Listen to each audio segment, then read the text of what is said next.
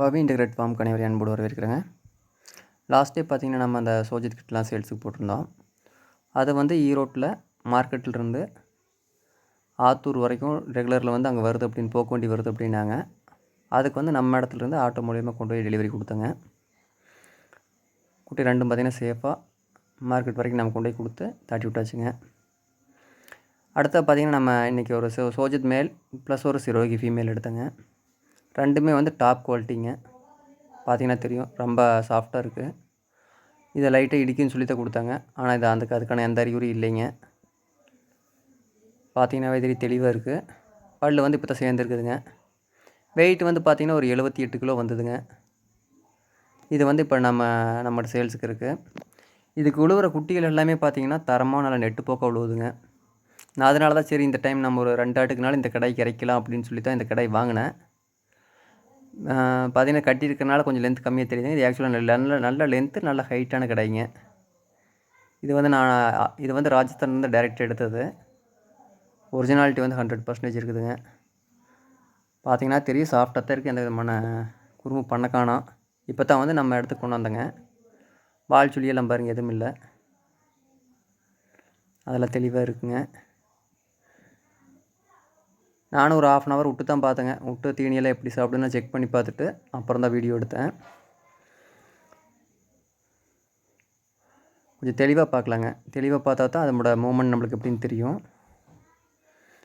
இதோட பார்த்திங்கன்னா நம்ம இந்த சிரோகி ஆடு எடுத்தேங்க. இது பார்த்திங்கன்னா ஹெவி சைஸுங்க. ஆடுகளே சிறப்பாக இருக்குது. பார்த்திங்கன்னாவே தெரியும், நல்ல போன் வெயிட்டு. ஒரு 3.5 to 4 மாதம் இணை இருக்குங்க. இன்னும் 1 மாதம் குட்டி போடுறதுக்கு. ஆடு வந்து பல்லு சேர்ந்துருச்சுங்க. இது போட்டால் 5 அணித்த ஆடுங்க. அப்ராக்சிமேட் வெயிட் வந்து ஒரு 70 கிலோ வருங்க. நல்ல சைனிங்கில் இருக்குது. கொஞ்சம் தெளிவாக பார்க்கலாங்க. ஆடு நல்லா நெளிமுதுவுங்க. தீனியெல்லாம் வந்து சூப்பராக எடுத்துக்குதுங்க. கொம்பு ஒன்று தான் வந்து வளர்ந்துருக்கான்னு தவிர்த்துங்க, இந்த ஆடுகளை வந்து நம்ம எந்த விதமான குறையும் சொல்கிறதுக்கு இல்லை. காம்பு வந்து நல்லா ஊசி காம்புங்க. மில்க் ஈல்டு வந்து குறைஞ்சது வந்து 1.5 லிட்டர் பால் இருக்குங்க நேரம்.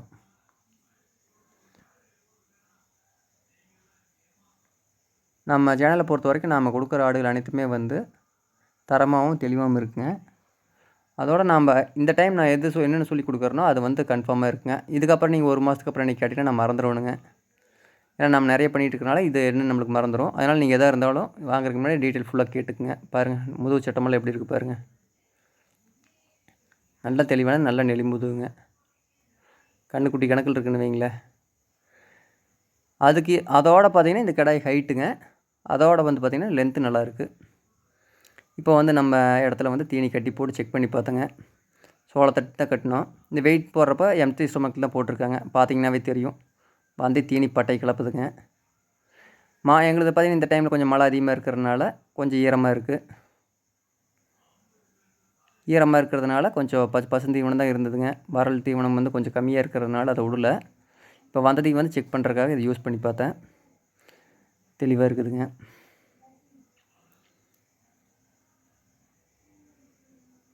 ஆடே பார்த்திங்கன்னா 70 கிலோ கம்மியாகாதுங்க. 70 கிலோக்கு மேலே தான் வரும்.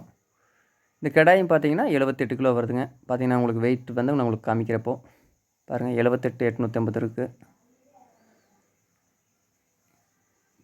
விருப்பம் இருக்கிற நண்பர்கள் வந்து இது ப்ரீடிங்க்கு வந்து தரமாக இருக்குங்க. விருப்பம் இருக்கிற நண்பர்கள் வந்து டேரெக்டாக நம்பர் கான்டெக்ட் பண்ணி பேசிக்கலாங்க. ரொம்ப நன்றிங்க.